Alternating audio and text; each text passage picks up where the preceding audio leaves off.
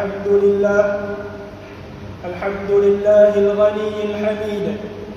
أشهد أن لا إله إلا الله وحده لا شريك له، وأشهد أن سيدنا محمدا عبده ورسوله، أرسله الله رحمة للعالمين وإماما للأنبياء والمرسلين وسيدا للأولين والآخرين.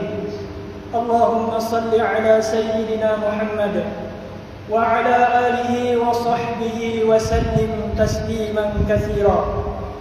أما بعد، فيا عباد الله، اتقوا الله حق تقاته ولا تموتن إلا وأنتم مسلمون. Kaum muslimin yang dirahmati Allah, marilah kita bersama-sama meningkatkan keimanan dan ketakwaan dengan menunaikan segala perintah Allah Subhanahu wa taala dan menjauhi segala tegahannya, meskipun perintah dan tegahan tersebut tidak secocok dan tidak sesuai dengan selera hawa nafsu kita.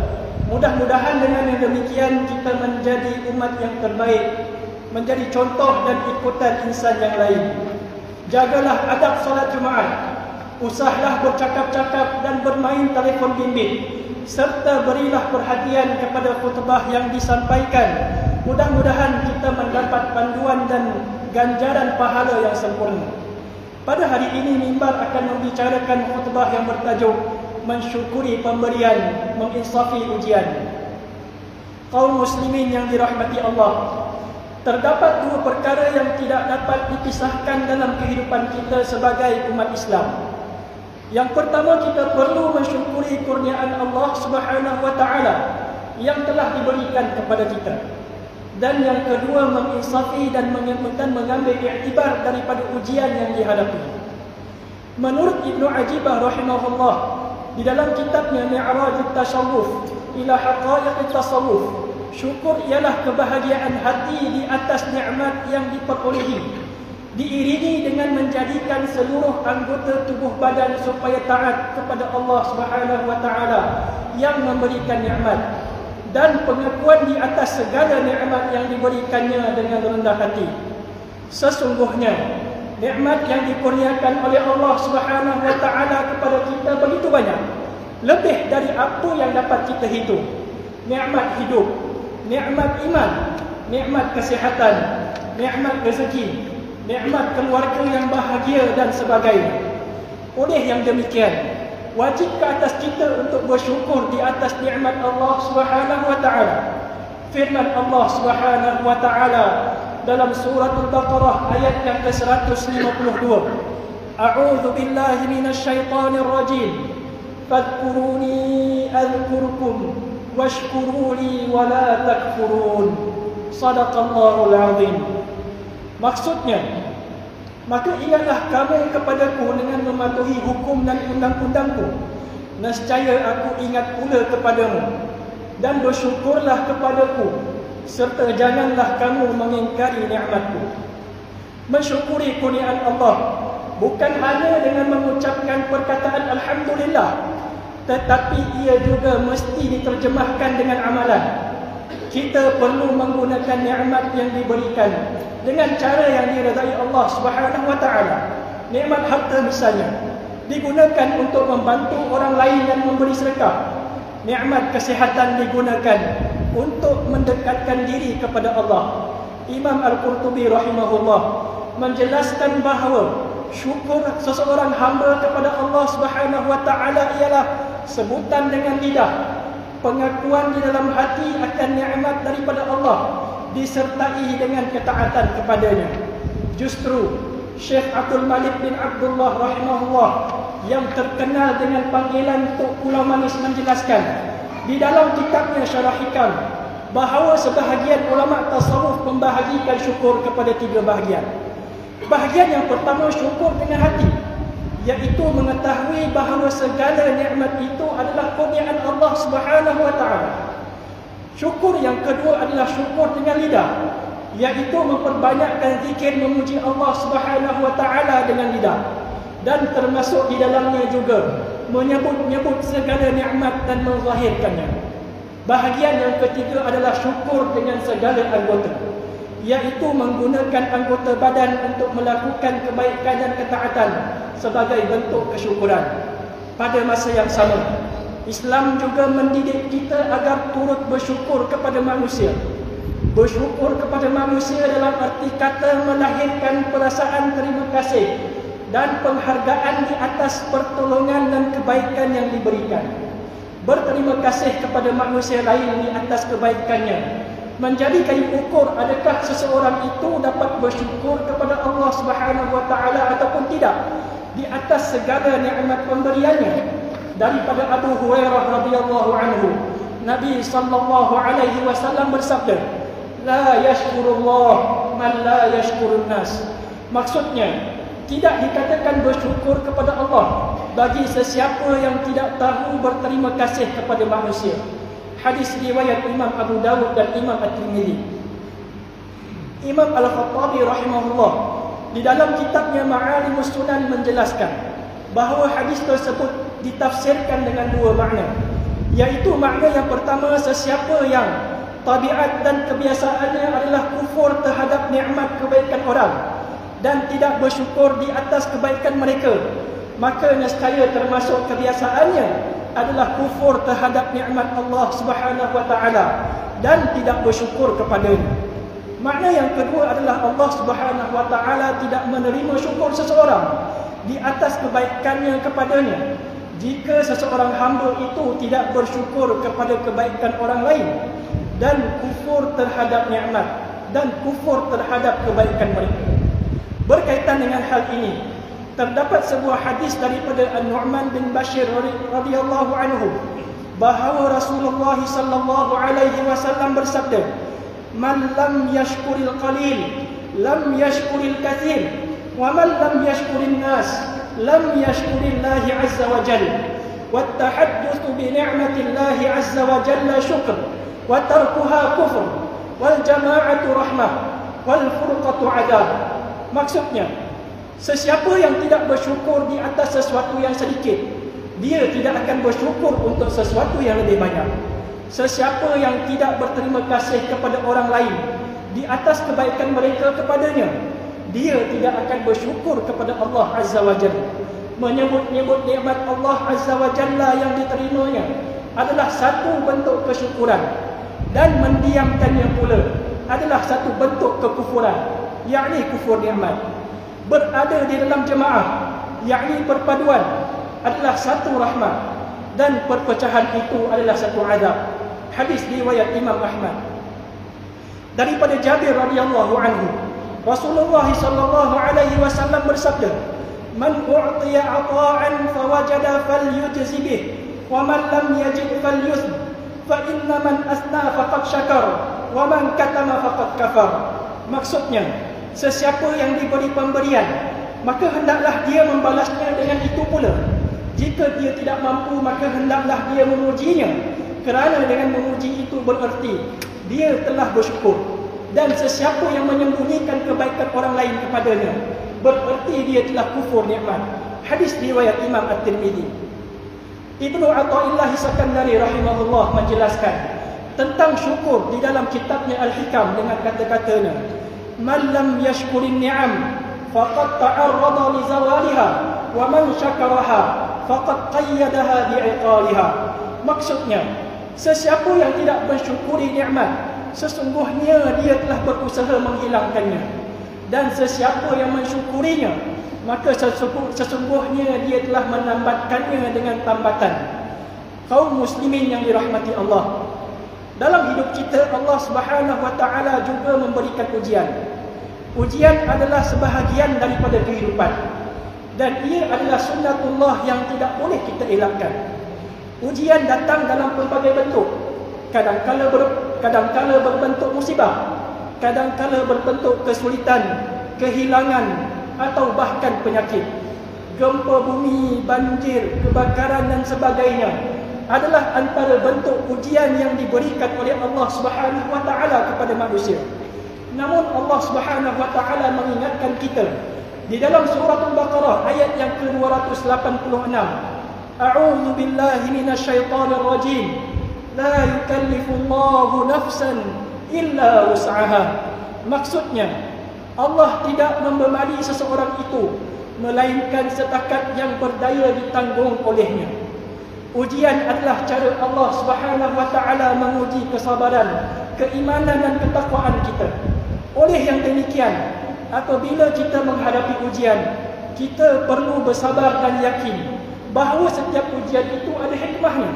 Allah Subhanahu wa taala ingin mengangkat darjat kita di sisinya, membersihkan dosa-dosa kita, atau memberi kita peluang untuk menjadi dekat kepadanya. Setiap ujian yang datang itu mengandungi hikmah. Setiap ujian adalah peluang untuk kita memperbaiki diri, menambah pahala dan menginsafi diri kita. Oleh itu, marilah kita hadapi ujian dengan penuh kesabaran dan keyakinan bahawa Allah Subhanahu wa taala sentiasa bersama orang-orang yang bersabar. Kaum muslimin yang dirahmati Allah, akhir sekali, di penghujung khutbah ini izinkan mimbar merumuskan beberapa pengajaran penting daripada khutbah yang disampaikan. Yang pertama, kita hendaklah mensyukuri setiap nikmat yang diberikan oleh Allah Subhanahu wa taala. Yang kedua, kita hendaklah menghargai dan berterima kasih di atas kebaikan orang lain kepada kita yang merupakan tanda kesyukuran kepada Allah Subhanahu wa taala. Dan yang ketiga, kita hendaklah menginsafi setiap ujian yang datang kepada kita. Ketahuilah bahawa ujian adalah sebahagian daripada perjalanan hidup yang penuh dengan pengajaran dan hikmah. Jangan biarkan ujian menjauhkan diri kita daripada Allah. Sebaiknya gunakanlah ujian itu sebagai peluang untuk kita mendekatkan diri kepadanya. Marilah kita bersama-sama hayati firman Allah Subhanahu wa taala dalam surah Ibrahim ayat yang ke-7. A'udzu billahi minasyaitonir rajim. Bismillahirrahmanirrahim. Wa idz ta'adzana rabbukum la in syakartum la azidannakum wa la in kafartum inna 'adzabi lasyadid. Shadaqallahul azim. Maksudnya, dan ingatlah ketika Tuhanmu memberitahu, sesungguhnya jika kamu bersyukur, kami pasti akan menambah nikmat kepadamu, dan jika kamu mengingkari nikmatku, maka sesungguhnya azabku sangatlah pedih. Barakallahu li wa lakum fil Qur'anil azim, wa nafa'ani wa iyyakum bima fihi minal ayati wadh-dhikril hakim, wa taqabbala minni wa minkum tilawatah, innahu huwas sami'ul 'alim. Aqulu qawli hadha wa astaghfirullahal 'azim li wa lakum ولسائر المسلمين والمسلمات والمؤمنين والمؤمنات فاستغفروه إنه هو الغفور الرحيم. آمين يا الله يا الله يا الله يا رب العالمين. بسم الله الرحمن الرحيم. الحمد لله رب العالمين، والصلاة والسلام على أشرف الأنبياء والمرسلين سيدنا ومولانا محمد وعلى آله وصحبه أجمعين. اللهم صل وسلم وبارك وانعم وتبارك وبارك بذلك والكمال على سيد الباري والشرف الاقبال اسال العلاء وعزل وبتيبه والحوام ومنبع العلم والحلم والحكمه والإحكام وترجمان صون الكلام ابي القاسم سيدنا ونبينا وحبيبنا وشافعنا وذكرنا ومولانا محمد، وسلم على الله تبارك وتعالى من الصحابة رسول الله أجمعين، والحمد لله رب العالمين.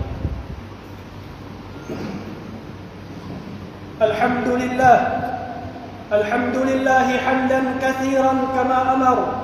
أشهد أن لا إله إلا الله وحده لا شريك له، وأشهد أن سيدنا محمدا عبده ورسوله.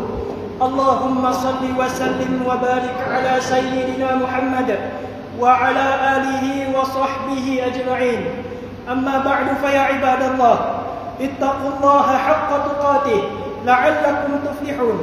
Kaum muslimin yang dirahmati Allah, marilah kita terus mengimarahkan masjid dan surau dengan menunaikan salat fardu secara berjemaah. Pada masa yang sama, pastikan rezeki yang kita peroleh adalah daripada sumber yang halal lagi baik. Suburkanlah rasa hormat dan taat kepada para pemimpin serta kasih sayang sesama masyarakat. Perkukuhkanlah perpaduan demi kestabilan, kemakmuran dan keharmonian masyarakat di Sarawak. Pada hari yang mulia ini juga marilah kita memperbanyakkan selawat ke atas Nabi Muhammad sallallahu alaihi wasallam seperti yang diperintahkan oleh Allah Subhanahu wa taala dalam surah Al-Ahzab ayat yang ke-56. Qala Allah Ta'ala, "Inna Allah wa malaikatahu yusalluna 'alan nabi, ya ayyuhalladzina amanu sallu 'alaihi wa sallimu taslima." Allahumma salli 'ala sayyidina Muhammad wa 'ala ali sayyidina Muhammad kama sallaita 'ala sayyidina Ibrahim wa 'ala ali sayyidina Ibrahim wa barik 'ala sayyidina Muhammad وبارك على سيدنا محمد وعلى آل سيدنا محمد كما باركت على سيدنا إبراهيم وعلى آل سيدنا إبراهيم في العالمين إنك حميد مجيد. وارض اللهم عن الخلفاء الراشدين المهديين ساداتنا أبي بكر وعمر وعثمان وعلي وعن الصحابة والتابعين لهم بإحسان إلى يوم الدين. اللهم اغفر للمسلمين والمسلمات والمؤمنين والمؤمنات الأحياء منهم والأموات إنك سميع قريب مجيب الدعوات ويا قاضي الحاجات. Ya Allah, bantulah saudara-saudara kami di mana sahaja mereka berada, khususnya di negara Palestin. Kurniakanlah kepada mereka perlindungan, keselamatan, keamanan, keselesaan dan kemenangan dalam menghadapi musuh yang sentiasa mengganggu mereka. Angkatkanlah dan hilangkanlah daripada mereka bala bencana, kesedihan, peperangan dan permusuhan dengan limpah rahmat-Mu, wahai Tuhan yang Maha Rahmat. Ya Allah, ampunilah dosa-dosa dan kesalahan kami, ibu bapa kami, ahli keluarga dan guru-guru kami. Limpahkanlah kesejahteraan, kedamaian dan kebahagiaan kepada kami semua dalam kehidupan di dunia dan di akhirat. Ya Allah, Ya Rahman, Ya Rahim, berikanlah taufik dan hidayah-Mu kepada kami semua dan juga kepada pemimpin-pemimpin negara kami, khususnya kepada Seri Paduka Baginda Yang di-Pertuan Agong Malaysia dan juga pemimpin-pemimpin Islam negeri kami, khususnya Tuan yang terutama Yang di-Pertua Negeri Sarawak. Ya Allah, hindarkanlah kami daripada melakukan rasuah dan sifat terkeji yang menyeleweng daripada peraturan dan undang-undang negara. Jauhkanlah diri kami dan keturunan kami daripada penyalahgunaan dadah. Jadikanlah kami umat yang berkualiti, berintegriti serta cemerlang demi mencapai negara yang aman dan makmur serta mendapat perlindungan-Mu, Ya Allah. Ya Allah, Ya Dzal Jalali wal Ikram. Ya Allah, kukuhkanlah perpaduan dan kesatuan kami dengan pegangan ahli sunnati wal jamaah dalam seluruh nilai kehidupan kami. Limpahkanlah ke atas kami nikmat keselamatan, kesihatan dan keafiatan, serta hindarkanlah kami daripada segala wabak penyakit. Rabbana atina fid dunya hasanah wa fil akhirati hasanatan wa qina adzabannar. Amin. Amin ya rabbal alamin. Ibadallah, inna Allah ya'muru bil 'adli wal ihsani wa ita'i dzil qurba wa yanha 'anil fahsya'i wal munkari wal baghi يعظكم لعلكم تذكرون فاذكروا الله العظيم يذكركم واشكروه على نعمه يزدكم واسألوه من فضله يعطكم ولذكر الله أكبر والله يعلم ما تصنعون. أقيموا الصلاة.